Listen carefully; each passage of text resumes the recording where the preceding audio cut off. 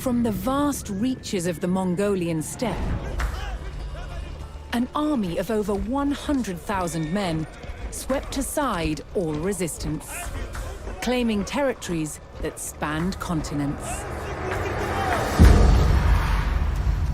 Their leader, Genghis Khan, proclaimed his life's ambition was to unite the world under one empire. Having conquered the East, the Mongols turned their attention to the West, where they would come face to face with some of the greatest armies of medieval Europe. Would Genghis Khan's legendary warriors finally meet their match?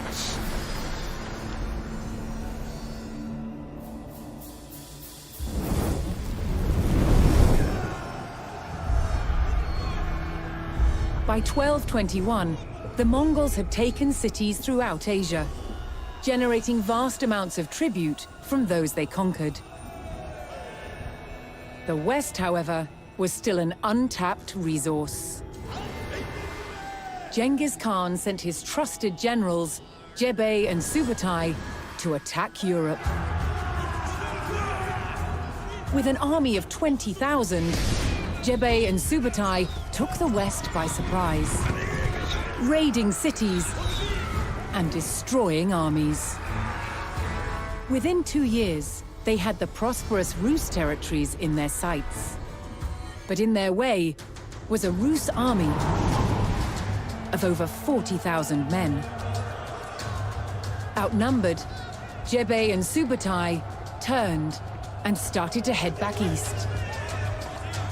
The Rus sensed an easy victory and set off in pursuit of their retreating enemies. For 8 days, the fast-moving Mongols stayed just out of reach. Then, Jebei and Subutai set their trap. They lured the Rus across the Kalka River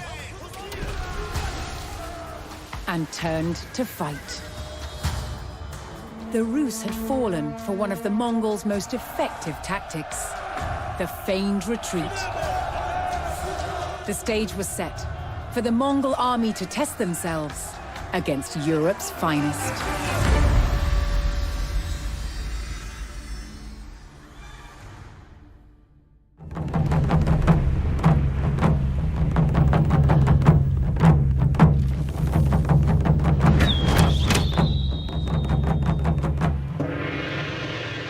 In the noise and confusion of battle, communications were vital.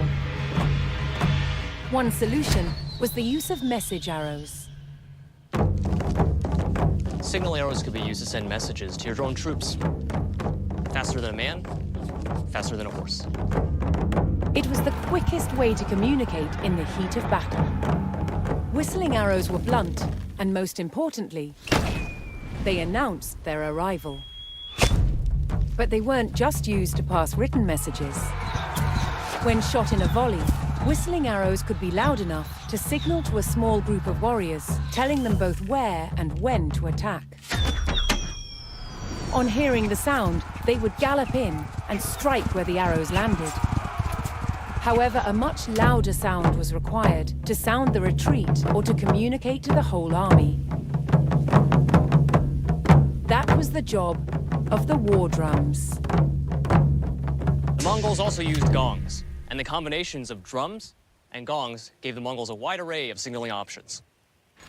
We do not know the exact rhythms they used, but basic commands could be conveyed with different percussive patterns.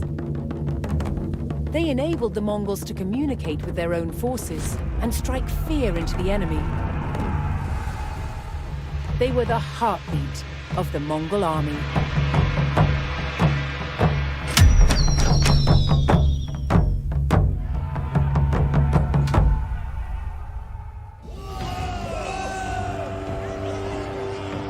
On the banks of the Kalka River, thousands of Rus were killed by the Mongols.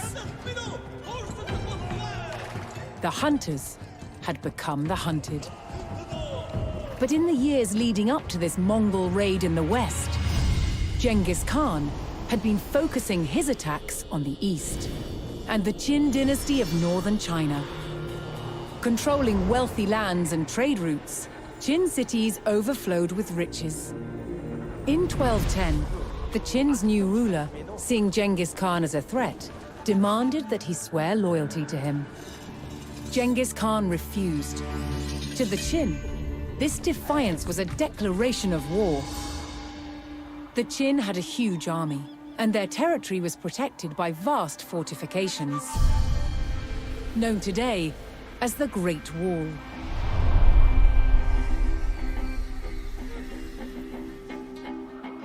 The Mongols had never faced a more formidable enemy. Genghis Khan knew the only way to defeat the Qin would be to take their heavily defended capital city, Zhongdu, on the other side of the Great Wall. Genghis Khan would be committing his people to a long, hard war. Would the rewards be worth the cost? For answers, he looked to the gods. Climbing a sacred mountain, he prayed to the eternal sky.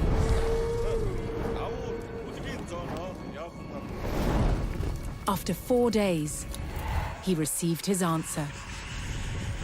The Mongols would be victorious. With divine reassurance, the Mongol army set out across the steppe. They must break through the Great Wall to destroy the Qin dynasty and further expand the Mongol Empire.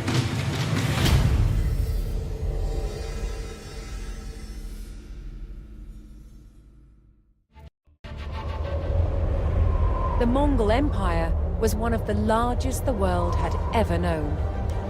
This couldn't have been achieved without the hardiness and endurance of the Mongol horse. The Mongol horse was the empire's main mode of transport. From the extreme heat of the Gobi Desert to the harsh sub-zero temperatures of Eastern Europe, it had to be adaptable to any type of condition. Professor Del Jaborgian is an expert on this breed. The Mongolian steppe is very cold in winter and very hot in summer. So Mongolian horse has very thick coat and long hair and very hard hoofs. Left untrimmed and unshod, their hooves are perfect for crossing all types of terrain. And by feeding themselves on what was naturally available from the land, the army was freed from carrying additional fodder on campaign. In winter, it can pour off the snow and eat the grass underneath. But it wasn't just their versatility that made them invaluable. It was also their ability to travel great distances quickly, made possible by a unique fifth gate. The fifth gate is an energy-efficient pace that enables the Mongol horse to travel at a steady speed for long periods of time. And the running style is almost bounce-free, meaning a warrior could endure longer rides and even sleep whilst on the move.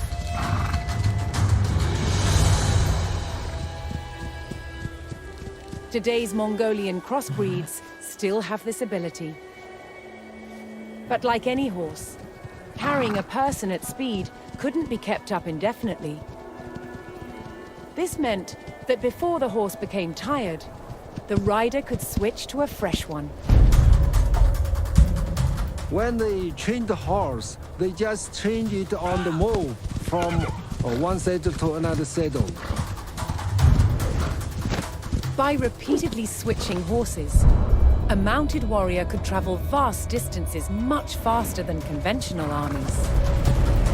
With their speed, adaptability, and endurance, the Mongol horse was the engine that drove the Mongol army to victory. Genghis Khan had successfully breached the Great Wall of China. He led his forces to the greatest prize in the East, the capital city of Zhongdu. he besieged the city, knowing that its inhabitants could not hold out forever.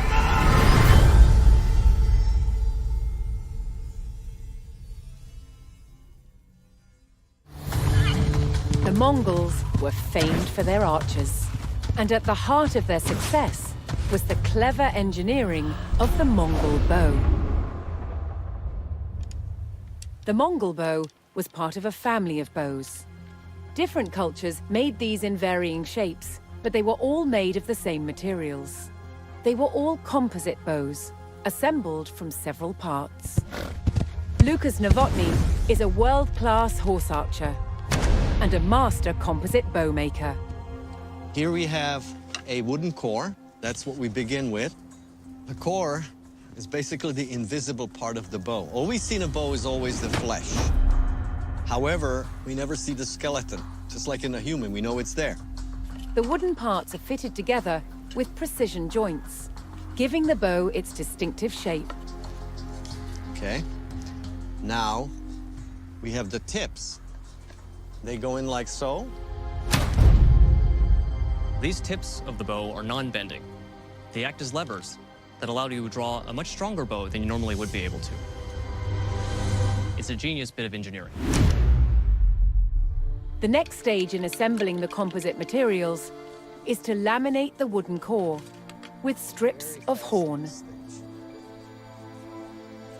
A tool called a tendiek ensures that even pressure is applied to the glued surfaces.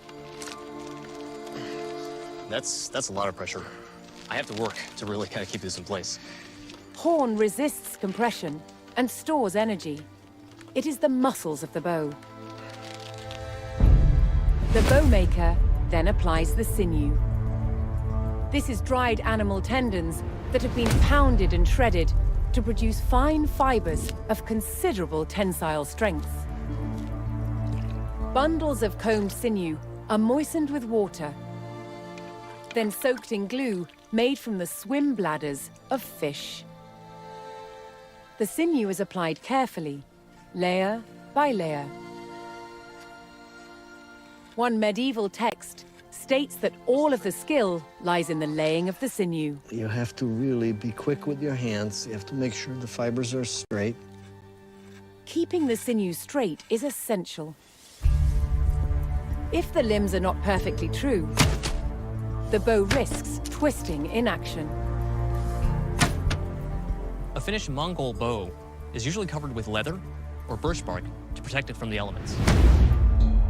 But the horn is exposed. That is where the power is. In the hands of highly skilled mobile horse archers, the Mongol bow became one of the most legendary weapons in history.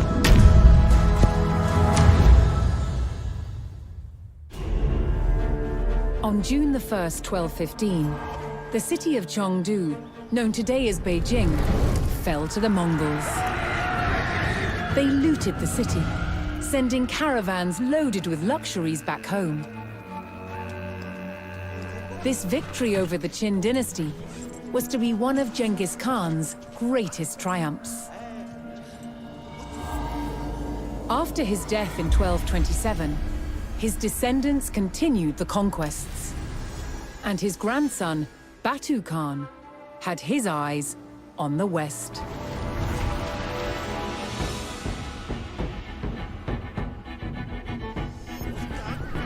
The Mongol raids of the 1220s had shown that the Rus lands held riches worth exploiting.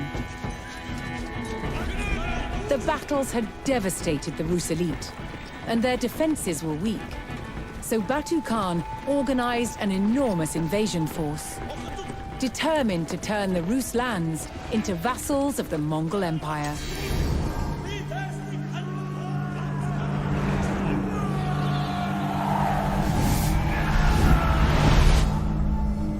The Mongols captured territory after territory.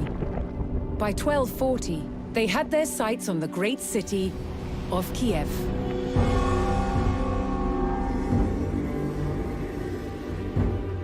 Kiev was a jewel among the Rus principalities, a center of scholarship, power, and wealth.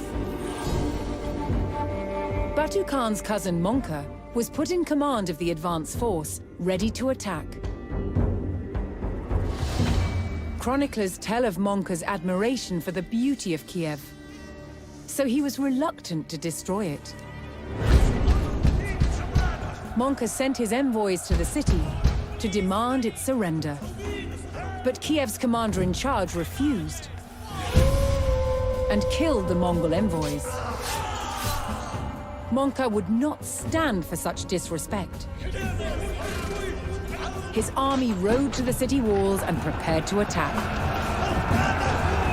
They would show Kiev no mercy.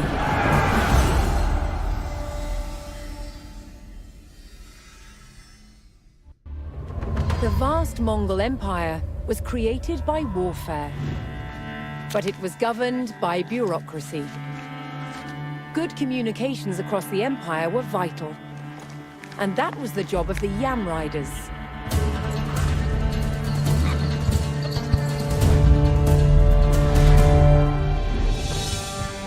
The Yam was an incredibly well-organized postal system, introduced by Genghis Khan over 800 years ago. It consisted of a network of relay stations, linked by high-speed riders. These riders were so fast, they were known as the arrow messengers.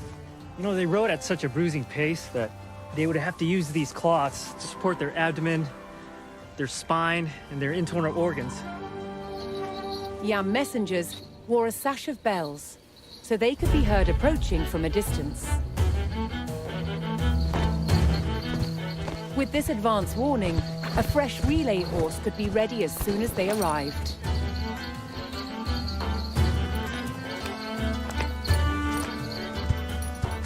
Remounting like this allows us to travel several relays each day. With a constant stream of riders, official messages could be carried quickly to and from all corners of the empire. In China alone, the Yam had over 14,000 relay depots and over 50,000 horses. In some areas, the relay stations were much closer together. Here, the system also used fast runners. However, it was the hard-riding couriers that made the Yam such a rapid communications web. And to ensure it ran smoothly, riders carried a medallion, the paisa. Paisas acted as passports and gave the owner authority to demand goods and services from the Yam stations and the local population. The Yam messengers were the lifeblood that flowed through the great Mongol Empire. With Kiev secure, the Mongols planned a coordinated drive deeper into Europe. They would divide the forces of Poland and Hungary by attacking both kingdoms simultaneously. At Liegnitz, the old armies of Europe would be tested against Mongol-style warfare.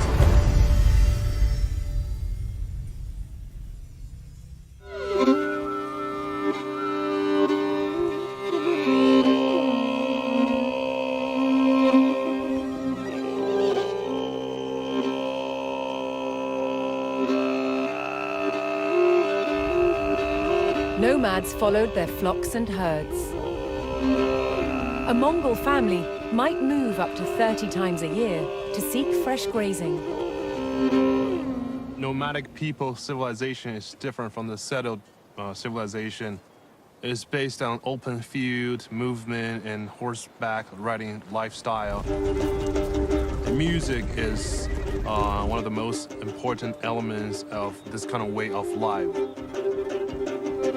A central theme in Mongolian music is the horse. All Mongol life was lived on horses. That's part of the Mongol identity, is the music of the horse.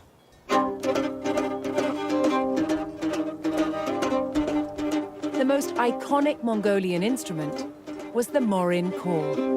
Morin khor in a Mongolian language, it means horse head fiddle. The strings came from a horse's tail. 120 hairs for the top, female string, and 150 for the bottom, male string. Everything to do with the morin khor related to horses. and it could even imitate their sounds. A distinctive aspect of Mongolian music is throat singing. Throat singing is an ancient way of singing that imitates the echo from the nature.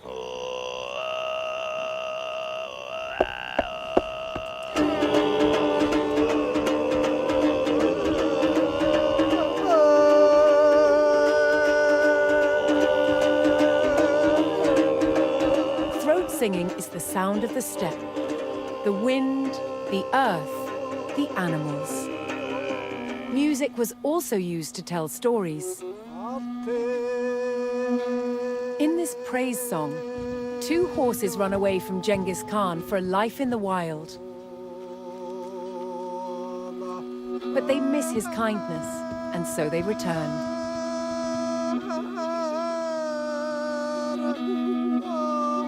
The prospect of being immortalized in a praise song was a powerful motivation for warriors on the battlefield.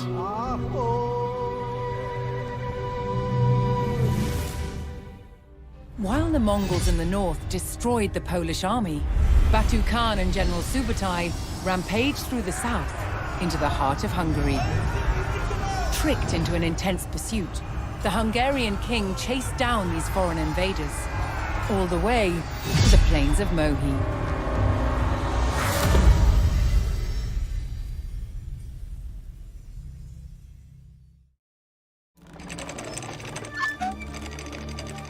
The Mongols used all manner of ingenious machines, from trebuchets to giant crossbows.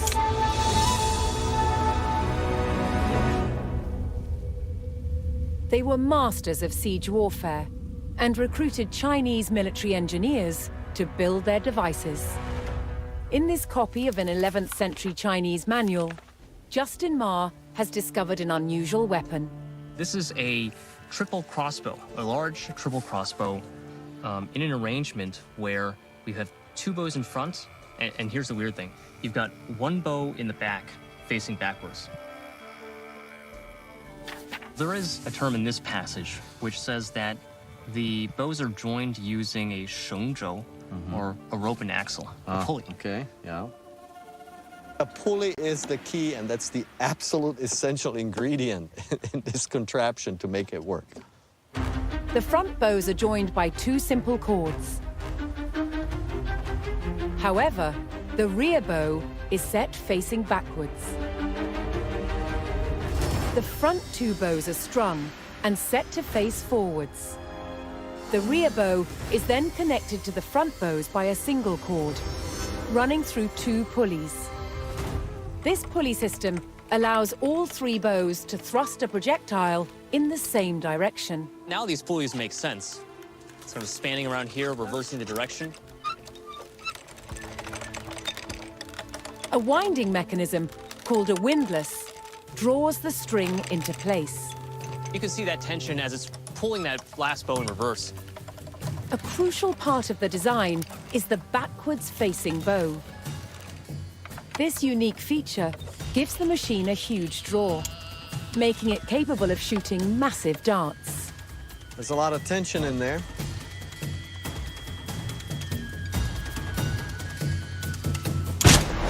The projectile strikes with impressive force. Golly. Well, it's gone through three. Piercing 3 boards on the first attempt, the team decides to increase the challenge. Let's do it. Quite exciting. Let's see if it really can punch a hole through that fourth one. It went all through 3 of them, and it punched a slight hole on the side of the fourth. In battle, such weapons might be used to penetrate shields, but this heavy oak barrel poses an even greater challenge. Aha, we got the hole. Look at it. A lot of leaking out. I didn't think we're gonna be able to punch this. I mean, it's just incredible. This is impressive. I mean, this took a lot of force, too. Look at the thickness of it. And this is some hard wood. I mean, this is not just some particle board here, okay? I mean, this is incredible. Embracing the knowledge and skills of the people they conquered enabled the Mongols to win wars and control vast territories. This was key to the creation of one of the world's largest empires. After a stunning victory over the Hungarian king at the Battle of Mohi, the Mongols seemed unstoppable. But a year later, the great Khan Ogadei died. The Mongols pulled out of Europe and returned home. Over the next 20 years, 2 more great Khans ascended to the throne. Their conquests continued to expand the empire in the east. Then in 1260, the grandson of Genghis became the next great Khan. His name was Kublai Khan. He would rock the foundations of one of the medieval world's most advanced civilizations, China.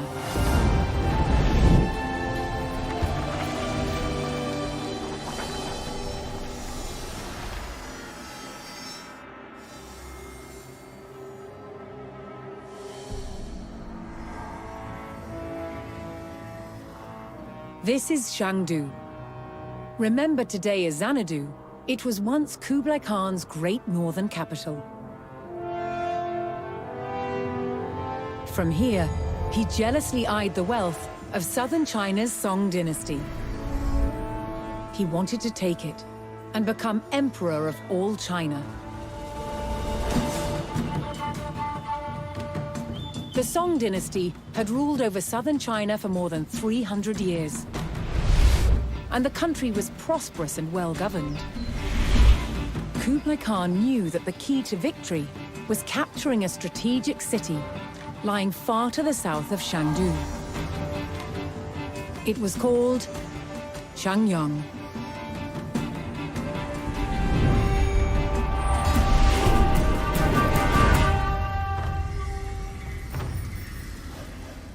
Changyang was the gateway to the south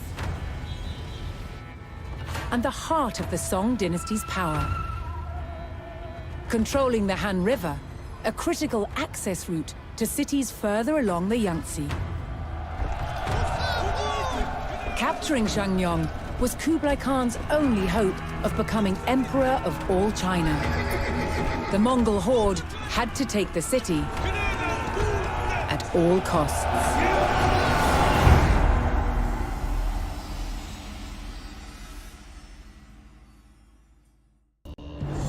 The twin cities did not yield.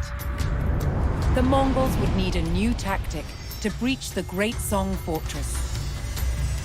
Rather than another costly head-on assault, they planned to cut off the cities by blocking the critical supply route at Lumanshan.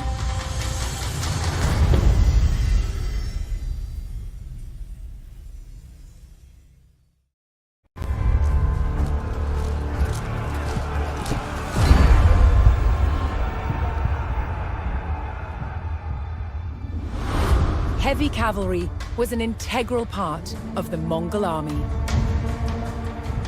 By definition, they were fully armored.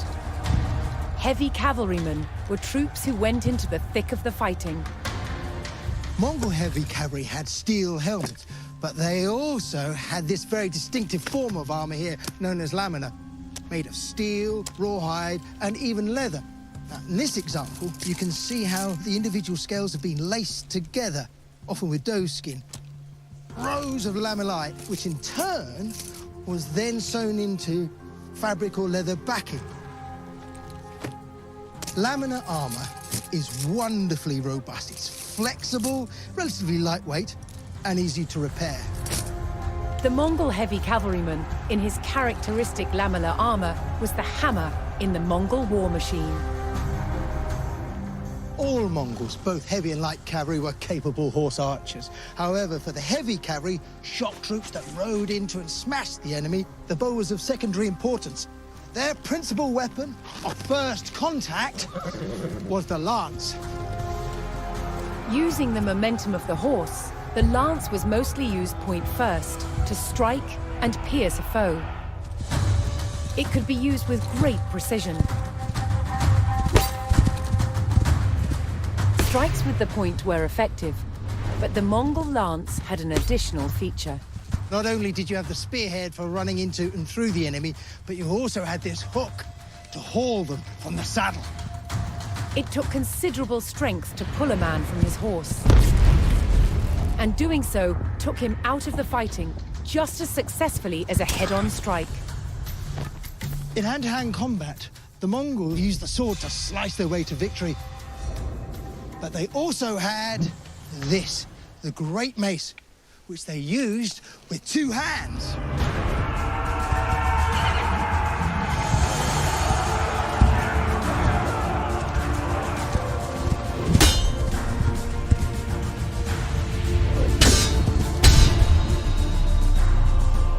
Mongol armies were famous for their ability to move fast and strike with surprise.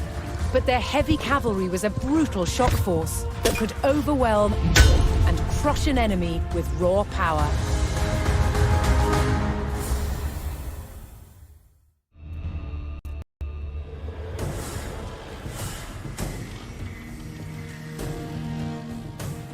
The Mongol army smashed through Shangyan's defenses and captured the city.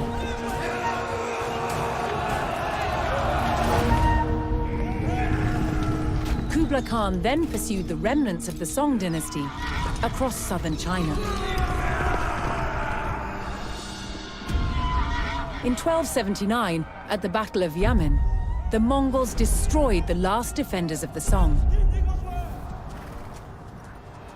Kublai Khan now ruled over all China, founding the Yuan dynasty.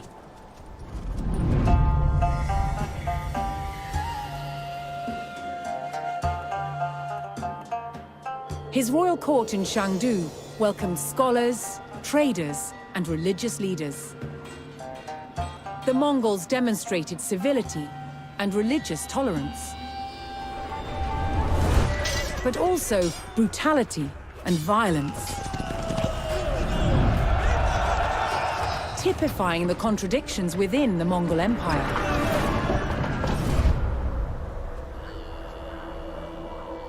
Since Genghis Khan first united the Mongolian tribes, they had made incredible advances in technology and trade. And they created indelible connections between East and West. At its height, almost 100 million people lived under Mongol rule, a quarter of the world's population. The Mongol Empire endured for less than 200 years, before fragmenting into smaller territories. But its legend continues to this day. Genghis Khan's mission was to unite the world into one empire. Yet he always returned to the Mongolian steppe, where the endless grasslands lay beneath the eternal sky. And from where he created one of the largest empires the world has ever known.